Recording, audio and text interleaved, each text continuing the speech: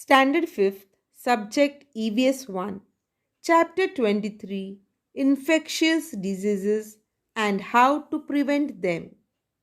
Dear students, can you tell, when your friends fall while playing and get hurt, does anyone tell you, don't go near them, you will also get hurt? No, nobody says so. If anyone is hurt while playing, we try to help them. Suppose your mother has a headache. Do you also get a headache if you go near her? Of course not. In fact, we help our mother and try to soothe her headache. When is it that you are told not to go near a sick person, not to use their utensils for eating or drinking, not to use their hankies, towels, or clothes? When there are chances of catching the disease of a sick person, others tell us not to use their utensils for eating or drinking and not to use their hankies, towels, or clothes. We are aware that there are chances of catching an infection in such circumstances. So let us learn about infectious diseases. Mother's burns or grandpa's backache are not passed on from them to others, isn't it? However, one has to take care to stay away from people who are ill with flu, cold, ringworm, scabies, chickenpox, etc. So, what are these diseases? Let's see. Influenza or flu is an airborne disease, and a person is often seen coughing or sneezing in this condition. Cold, on the other hand, is a viral infection of nose and throat. Ringworm is a fungal infection of skin or scalp. It is spread by skin to skin contact. Scabies is a condition in which the skin becomes very itchy. It is also spread by skin to skin contact. Chickenpox is highly contagious and it is a viral infection causing an itchy blister-like rash on the skin. That means these diseases spread from one person to the other. Such diseases are called infectious diseases. Then a question comes to our mind. What about coronavirus disease?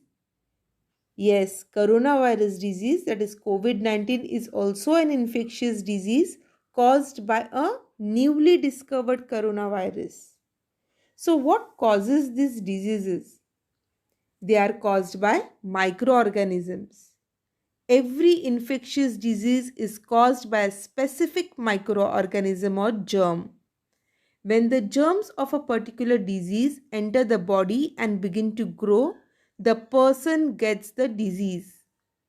How is one person's disease passed on to another person? When a person has a cold, the germs from his body spread in the air when he coughs or sneezes. When these germs enter other people's body, they can also get the disease. That is, the disease spreads. Typhoid spreads when its germs are passed on by a person ill with typhoid to another person. It mostly spreads through contaminated food or water. So, today we are going to learn spread of infectious diseases.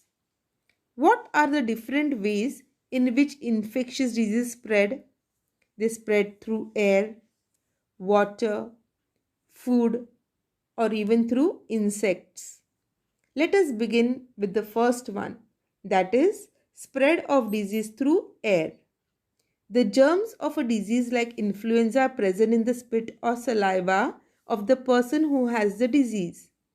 When he coughs, spits, or sneezes, they enter the air with the tiny droplets of saliva or spit. When other person breathes in that same air, the germ enter their bodies. Diseases of the throat and the chest spread through the air. For example, tuberculosis, swine flu, etc. That is why we are told to cover our nose and mouth whenever we cough or sneeze. Let's learn about spread of disease through water.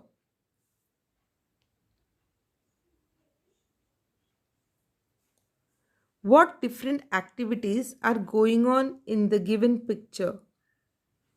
We can see a cattle is being bathed. Women are washing clothes. A boy has finished defecating. A man and a woman are carrying water for their use. Children are seen swimming and bathing. The germs of disease of the intestines like typhoid, cholera, diarrhea, as also of jaundice are present in the feces of the affected person. If the feces get mixed with water, the germs in it also enter the water. If another person drinks water which has been contaminated by these germs, they enter his intestines too, and that person can get the disease. To prevent the spread of disease in this manner, it is best to avoid washing clothes and bathing in the water sources or defecating on the banks of the water, etc. So we should be careful with our daily activities with regards to cleanliness and hygiene.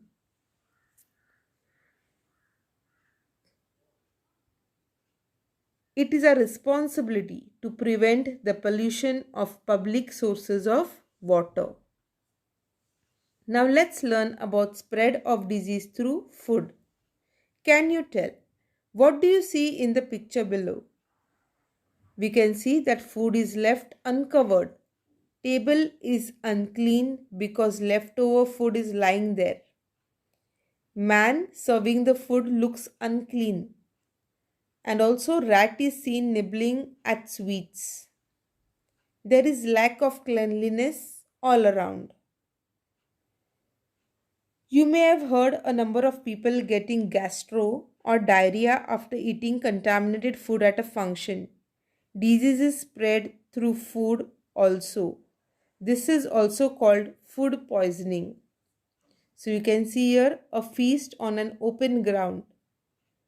You have seen flies sitting on dirt. When they sit on the feces of a person who has an intestinal disease, the germs of the disease stick to their legs. When the same flies sit on our food, the germs enter the food. If we eat that food, the germs enter our body and we can get the disease. That is why it is important to always keep our food covered. Food is handled while preparing or serving it. If someone who has an intestinal disease handles or serves food without washing his hands properly, the germs sticking to his hands can enter the food. Food contaminated in this way can also cause disease. One must avoid eating it. Maintaining cleanliness everywhere is beneficial for our health. So wash your hands clean and keep the food covered always. Can you tell what steps will you take to ensure that dust and flies do not settle on the food in your house? We can cover the food properly, isn't it? So that the dust and flies do not settle on the food and do not contaminate it. Keeping food covered also ensures that flies cannot sit on it, dust and other rubbish in the surrounding also cannot enter it. This prevents the microorganisms from entering the food and the spread of disease is also prevented. Now let's learn the spread of disease by insects. You may be aware that one can get malaria from the bite of a certain kind of mosquito. When this type of mosquito bites someone who has malaria, the malaria germs in that person's blood enter the mosquito's body with the blood it sucks. If this mosquito bites another person, the malaria germs enter that person's body too, and he too can get malaria. Insects like mosquito and fleas spread disease. That is why we must stop such insects from breeding. Breeding means increasing in number. New such insects are born and they get a place to breed where there is stagnant water. Spread of disease by direct contact. Ringworm, scabies are diseases that affect the skin. That germs are found on the skin. If someone else comes in contact with the skin of a person having this disease or wears his clothes, then that person can get that disease too. That is why it is better to avoid sharing clothes. Now let's learn about an epidemic of a disease. Germs of disease like the flu or conjunctivitis spread quickly through the air. So many people can get such diseases all at one time. If the water of a common source is contaminated by germs of a disease like cholera, then there is the danger of all those who drink that water getting the disease.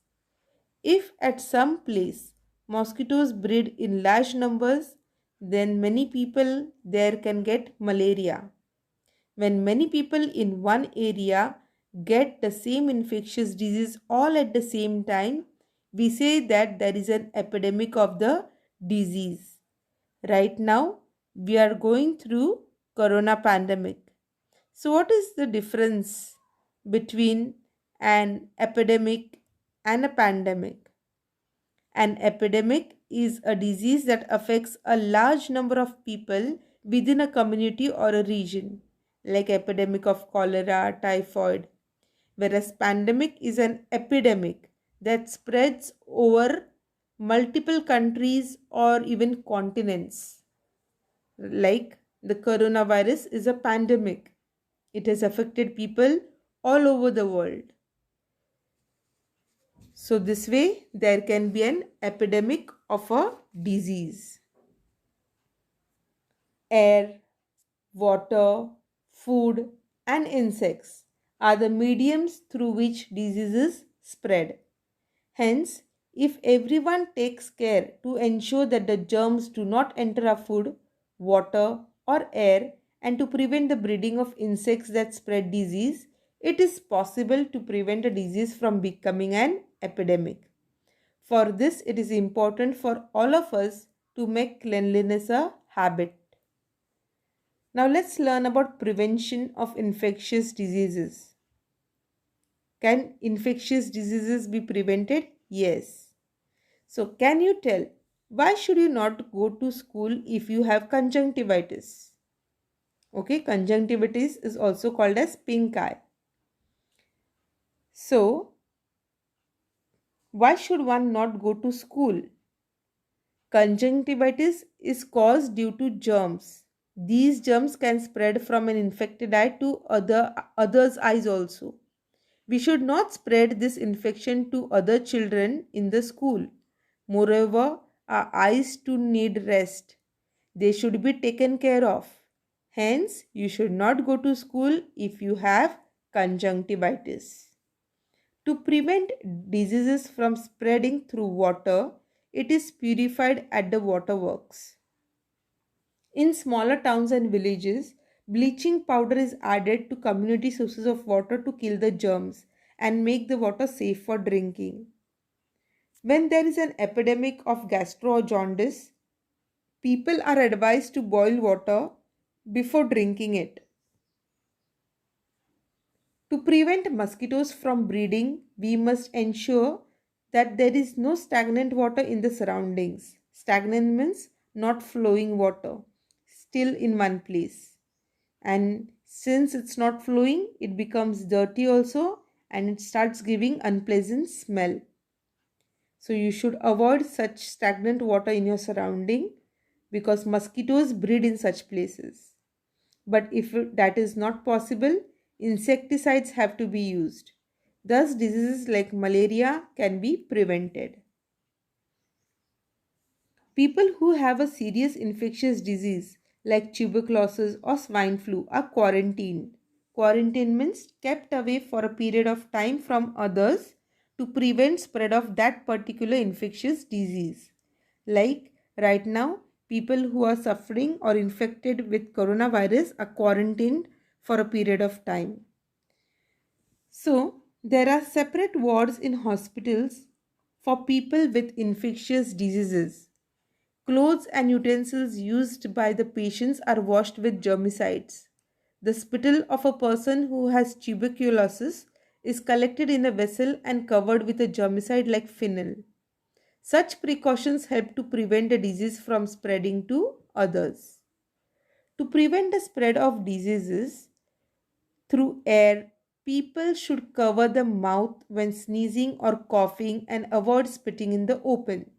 If it is necessary to be with such a patient, a mask should be worn to cover the mouth,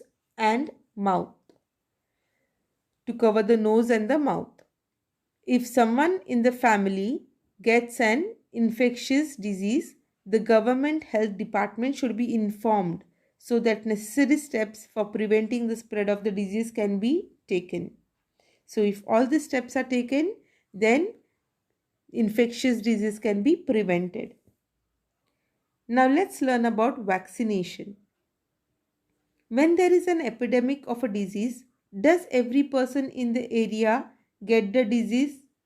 No, not everyone gets the same disease. Why is that so? When disease producing microorganisms enter a body, the body resists the disease or fights with the germs first. That is why many times we do not get a disease even if germs enter our body. Another way to prevent disease is vaccination.